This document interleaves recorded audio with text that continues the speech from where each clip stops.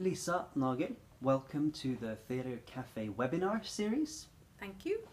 We're going to be talking about how to write and produce theatre for young audiences.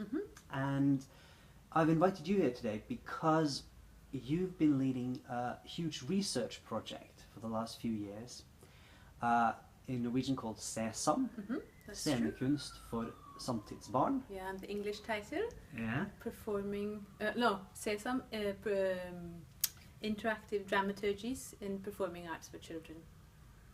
Yeah, so we will talk about interactive dramaturgies and we'll start with that. But can you just begin by telling us about this research project and what it is you've been doing? Well, I'll try. This is an artistic research project. We started out with the idea that we wanted to improve performing arts for children, like an utopian aim for our project, and we decided to investigate interactive dramaturgies in particular, because we saw that participation was a sort of a trend in Norwegian performing arts for children, but that there was a lack of critical discussion of this dimension in particular. And we applied for funds from the Arts Council of Norway, and we shaped a project that was consisting of three parts. One was performances, because we wanted new performances by talented artists interested in creating new performances with new writings, new texts. And we wanted to do research, and we wanted to do both theoretical research and practical research, because me and my colleague Lisa Hovig, we are academics and also dramaturgs and pedagogues. So we had a knowledge that was in between the practical theatre and the theoretical theatre. So we wanted to combine these two knowledges. And we also wanted the artists themselves to investigate their performances and ask research questions to their own work. And finally, we wanted to create an arena or a platform where people interested in performing arts for children could meet and talk about interactivity in particular. So this is the outline of the project. So we arranged, we invited artists and academics and also pedagogues to come and talk in seminars and also to give workshops. So yeah, and we've been writing and presenting our project in different ways since. In all of this research that you've done, obviously you've gathered a huge material and we can't cover everything here today. Of course. But can you sum up some of the main aspects, the main discoveries that have been made? Or well, maybe in the end, yeah. Yeah, I can try that as well. Well, one thing is that there are both very pragmatical dimensions concerning interactivity that are difficult, that has nothing to do with the art, with theatre per se, which has nothing to do with the art, but which has to do with working at an institution, being an independent artist, working in schools. So how you shape your performance working with interactivity is dependent on the people you collaborate with, how much money you get when in the process, what are the security or the, how do you say?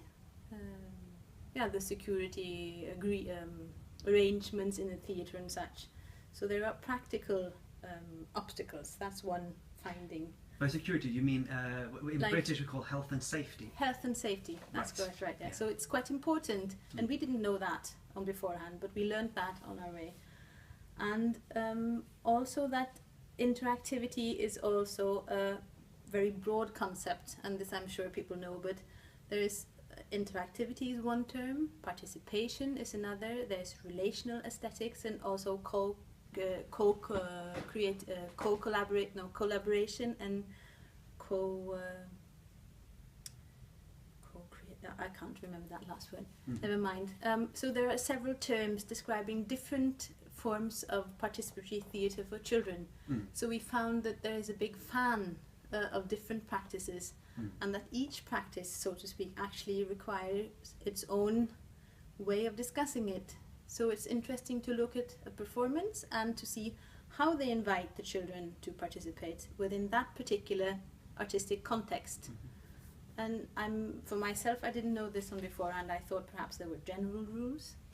But also, of course, there are things that are similar, and I'm myself am educated a theatre pedagogue within the field of drama education, and of course then we are used to working with children in large groups, and we know if we want to get the children from A to B, there are different ways of doing this. And we saw that this is a knowledge that's not that familiar to the artists working with theatre for children in Norway, because there is no education. They come from the arts field, and whereas we coming from the drama educational field, we know different things. So we wanted to merge these knowledges and also to discuss this. And that has been interesting but also challenging, because we speak different languages and our aims are different. And also there's the perspective of children's culture, which is a research field, looking at children's playing as a term, as a means of expression, an aesthetic means of expression. And we found that it's possible to discuss participatory theatre as theatre for children, theatre with children, or theatre actually by children. So there's a spectrum there, where a performance during the time span of the actual realization of the performance moves within these different phases, sort of. It can start out as a performance for children and end up being by children. So that's a way of discussing it, at least. We found that to be useful.